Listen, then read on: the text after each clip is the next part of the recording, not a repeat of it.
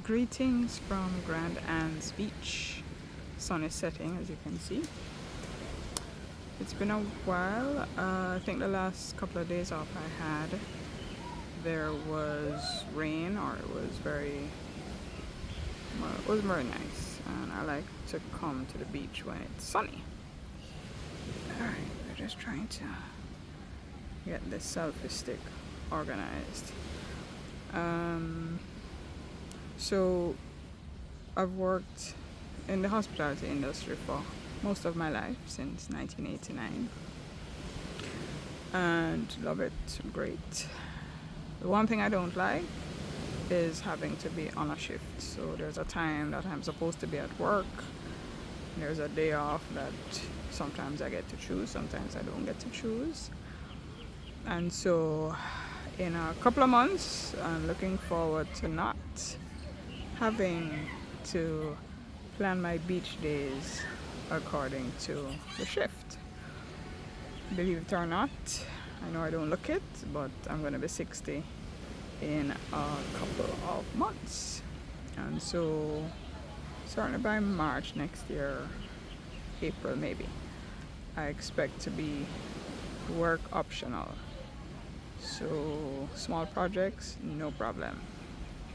But this thing where you have to get up and go somewhere on a particular day at a particular time, soon will come to an end. So people say, well, what are you going to do in retirement? Listen, there's a lot of stuff. There's a lot of writing to be done. There is a lot of reading to be done. There are several books that I've bought, both physical and then there are free books that I've downloaded, and they've just sat there. Because when you work 8, 9, 10 hours, and I do a lot of desk work, when you go home you really don't want to read, so it's usually just mindless drivel. Right, other plans for retirement, there is going to be a lot of learning as well. Traveling, we hope. See if the budget allows. Now, I said I worked in hospitality for most of my life, but there were about maybe 8 years when I didn't. I worked in a financial institution and I worked in a government agency. And yes, you could say that was fixed, Monday to Friday. But once I got in and, people saw that I could do my work, if I wanted some flexibility, I didn't have any problems with that. In fact, I remember a couple years ago, a friend said, oh, I'm turning 50 and I'm having a party in Trinidad. Of course, Trinidad is 30 minutes away. So I said, okay, it's February. There's Grenada's independence. The holiday is during the week, so we wouldn't be working on that day. But I went to the boss and I said, okay, here's the plan. So I'm going to come to work on Independence Day, and then I'm going to leave the island on Thursday night. I'm going to do some work on Friday, and then I'll have Saturday to go to the party, Sunday. In fact, I think I flew back maybe the Monday. And that was just great. It was just spontaneous. Didn't have to, say, okay, well, I can't come because... I'm fortunate, though, that in the job I have now at the hotel here, I work for 9 months. And so I have 3 months off, which I break up, into small chunks of time, 2 to 3 weeks usually at a time. So I can do spontaneous things too, I have to say. Like Bruno Mars' concert. I saw that he was performing in London, didn't realize it was a tour. Saw that he was performing in London in July, thought, okay, well, that's too expensive. Let me look at the schedule.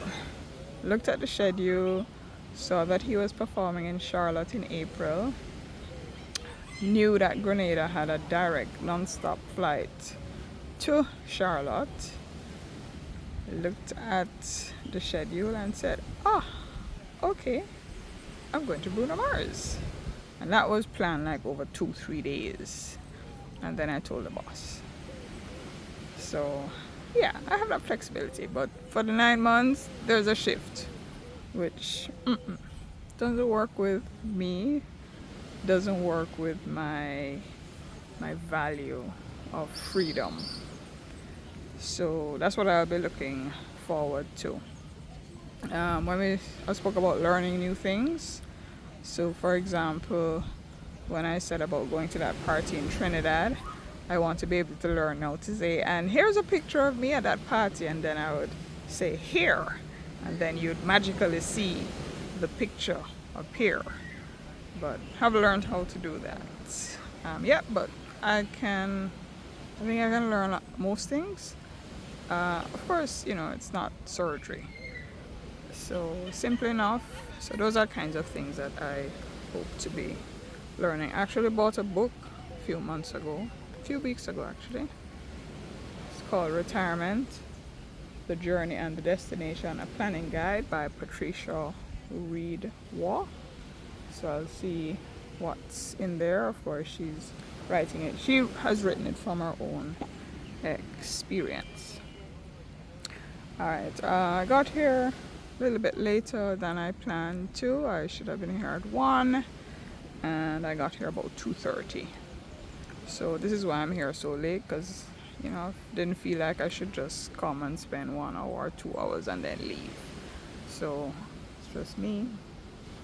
Nobody else is here. Well, they're in the water. Grenadians love their beach a lot. You see a crease line here. That's because I had to put on the hat because it was so hot.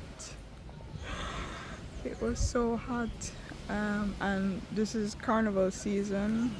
Carnival days actually are the 10th and the 11th of August. It's just going to be so hot.